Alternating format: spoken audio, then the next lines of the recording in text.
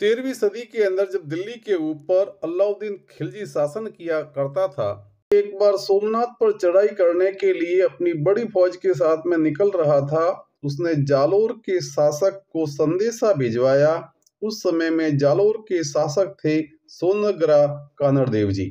हमें जालोर से हमारी फौज को सोमनाथ जाने के लिए रास्ता प्रदान किया जाए, लेकिन कानड़ देव जी ने स्पष्ट मना कर दिया कि जालोर से दिल्ली की बादशाह के फौज को सोमनाथ पर हमला करने के लिए कोई रास्ता नहीं दिया जा सकता। उस समय तो खिलजी ने मेवाड़ के रास्ते से सोमनाथ के लिए उन्होंने कुछ कर लिया। सोमनाथ से पुनः लौटते समय उन्होंने सिवाना के पास में अपना डेरा डाल दिया और ये समाचार जैसे ही जालोर के कानड़ देव जी को मिले तो सिवाना के साथल देव जी और कानड़ देव जी ने दिल्ली की सेना पर इतना तेज तर्रार हमला किया कि अलाउद्दीन खिलजी की सेना संभल भी नहीं पाई और उसकी करारी पराजय हुई। दिल्ली पहुंच करके सेनापति ने कानड़देव के पुत्र वीरमदेव की वीरता, उसके शौर्य, उसके युद्ध करने की कला के विषय में जब खिलजी के सामने बात रखी, ये बात अलाउद्दीन खिलजी की पुत्री फिरोजा ने सुन ली और इस प्रकार की वीरता को सुन करके वो उसकी कायल हो गई और उसने अपने पिता से कहा कि अब अगर मैं शादी करूंगी तो वीरमदेव जी से ही करूंगी, वरना मैं अखंड कवारी मरूंगी। पुत्री की जीत के सामने अलाउद्दीन खिलजी भी झुक गया और उसने एक पत्र लिख करके और जालोर से वीरमदेव जी को दाव पेच सिखाने के लिए दिल्ली आने के लिए आमंत्रण भेजा। कानड़ देव जी जानते थे कि यहाँ पर धोखा हो सकता है, इसलिए उन्होंने चर्चा विचारणा करने के बाद में वीरम देव जी के साथ में अपने भाई को भी दिल्ली के लिए रवाना किया। कानड़ देव जी के भाई राणक देव जी और वीरम देव जी के चाचा ने रास्ते के अंदर वीरम देव जी को समझाया कि अपन पराए देश जा रहे हैं और बादशाह के वहाँ ध्यान रखना, ज्यादा जोश से काम मत लेना, होश से काम लेना, सोच समझ करके ही बात करना, ज्यादा उत्साह दिखाने की आवश्यकता नहीं है। वहां जाते ही अलाउद्दीन खिलजी ने अपने दरबार के अंदर जो है वीरम देव जी के साथ में उनके शाही पहलवान पंगू पाएगा के साथ में एक दंगल रखवाया और उस दंगल के अंदर अच्छी खासी भिड़ंत के बाद में उसको अपने दाव के अंदर फंसाने के अंदर वीरम देव जी कामयाब हो गए। और इस प्रकार की कला को देख करके और जो फिरोजा थी वो वीरम देव जी पर फिदा हो गई और उसने तुरंत ही कह दिया कि बस अब तो मैं शादी करूंगी तो इस वीरम देव से ही करूंगी। ये सगाई का प्रस्ताव जैसे ही राणक देव जी के पास में पहुंचाया गया और राणक देव जी ने ये बात जब वीरम देव जी को कही तो वीरम देव जी ने तुरंत इनकार कर दिया। वीरम देव वो राजवी कानड़ देवरो लाल, वीरम देव वो राजवी कानड़ देवरो लाल, तुर्काणी वर मांगियो ने उन करियो इनकार। राणक देव जी ने वीरम देव को समझाया कि तू दरबार में ऐसा कुछ भी मत करना कि उन्हें संदेह हो जाए कि हम इस प्रस्ताव को ठुकरा रहे हैं। और उसके बाद में दरबार के अंदर जब ये सगाई का प्रस्ताव कानड़ देव और वीरम देव के सामने रखा गया तो वहां पर राणक देव जी ने बड़े ही चालाकी के साथ में, धैर्य और शालीनता के साथ में निवेदन किया कि कहाँ तो आप दिल्ली के बादशाह, मुगल सल्तनत के शहंशाह और कहाँ हमारा छोटा सा जालोर का रजवाड़ा बादशाह हमारे साथ में मजाक कर रहे हो। खिलजी ने कहा नहीं, हमारी तरफ से ये रिश्ता पूरी तरह से है और तुम इस रिश्ते को स्वीकार करते हो या नहीं। राणक देव जी ने कहा बादशाह हम कैसे इनकार कर सकते हैं, लेकिन आप ठहरे मुसलमान, हम ठहरे हिंदू, हमारे विवाह करने के तौर तरीके अलग हैं। तो खिलजी ने कह दिया कि नहीं, बिल्कुल आपके सनातन रीति रिवाज के हिसाब से विवाह होगा, बोलिए शर्त मंजूर है।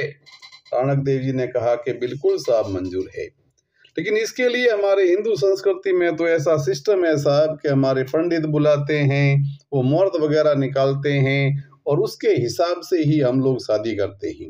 बोले वो भी मंजूर है। अब दरबार के अंदर पंडित को बुलाया गया। राणक देव जी ने पंडित से पहले ही बात कर ली थी कि भाई 6 महीने 8 महीने से पहले का कोई मुहूर्त मत निकालना। पंडित ने 6 महीने बाद की जो है तिथि बता दी। सारा कामकाज तय हो गया।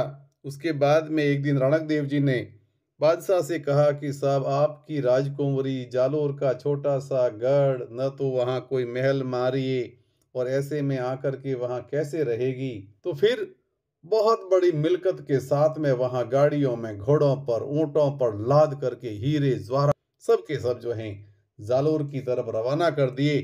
और उसके साथ में वीरम देव जी को भी रवाना कर दिया कि साहब वहां पर जो है वो तैयारियां तो करनी पड़ेगी। लेकिन उन्होंने राणक देव को वहीं रख लिया। वीरम देव जी जो है उसके साथ में जालोर आए और जालोर आने के बाद में उन्होंने अपने पिता से सारी बात बताई। सारी बात समझ करके और कानड़ देव जी ने वीरम देव जी से पूछा कि तेरा क्या ख्याल है। तो वीरम देव जी ने कहा, मामो लाजे भाटिया कुल लाजे चौहान, जो मैं पढ़नू तुरकणी तो पश्चिम उगे भाण। तब कानड़ देव जी ने कहा कि फिर युद्ध की तैयारियां की जाए और बादशाह के भेजे हुए उसी धन से जालोर के किले का निर्माण प्रारंभ करवा दिया गया।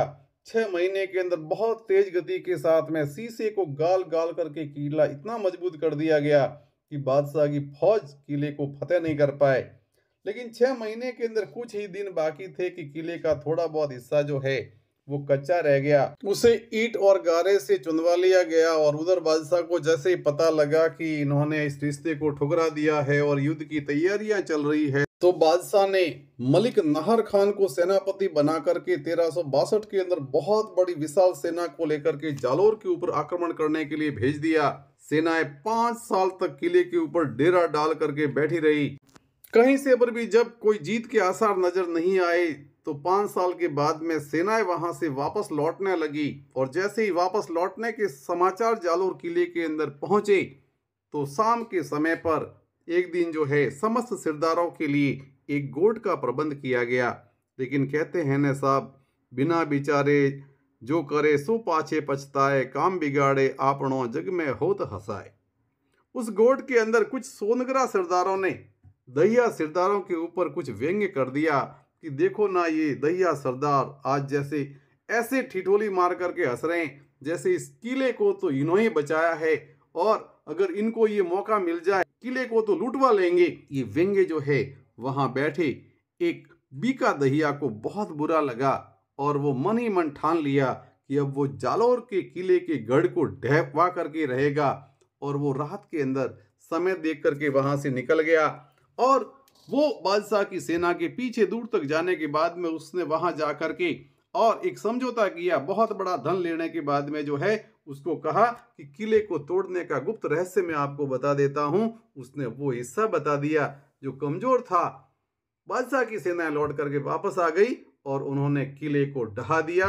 और जैसे ही किले को ढहा दिया, कहते हैं कि उस बीका दहिया की पत्नी हीरादे, वो भी बहुत स्वामी भक्त थी, उसने अपनी ही कटार से अपने पति के सिर को कलम कर दिया।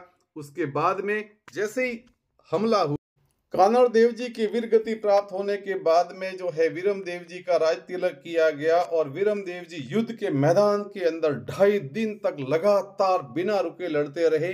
सिर गिरने के बाद में भी उनका धड़ लगातार युद्ध करता रहा। और उधर फिरोजा दासी को भेजा था, दासी का नाम था सनावर, कि वीरम देव का सिर तू अपनी थाली में लेकर के आना, मैं उसके साथ में वर करके ही अपने जीवन का त्याग करूंगी। तो उसका सिर जो है दासी सनावर थाली में लेकर के गई और वहां पूजा अर्चना करने के बाद में जैसे ही उसको हार पहनाने के लिए फिरोजा आगे बढ़ी तो उस समय में उसका सिर जो है वो भी घूमने लगा, मुंह फेरने लगा। तब वहां पर फिरोजा कहती है, तज तुर्कानी चाल हिंदवाणी हुई हवे, भो भोरा भरतार शीस क्यों धुजे सोनगरा। और ये कहने के बाद में उसने जब जल के छींटे दिए तो शीश थोड़ी देर के लिए रुक गया। और उस शीश के साथ में शादी करने के बाद में यमुना नदी की जलधारा के अंदर फिरोजा ने अपनी गोद में वीरम देव जी का सिर लेकर के और जल समाधि ले ली। वीरम देव जी को आज की तारीख में जालोर और सिरोही के पूरे क्षेत्र के अंदर सोनगरा मामा जी के नाम से पूजा जाता है। जगह जगह पर इनके थरकले, इनके स्मारक बने हुए हैं। बोलिए सोनगरा मामा जी की जय।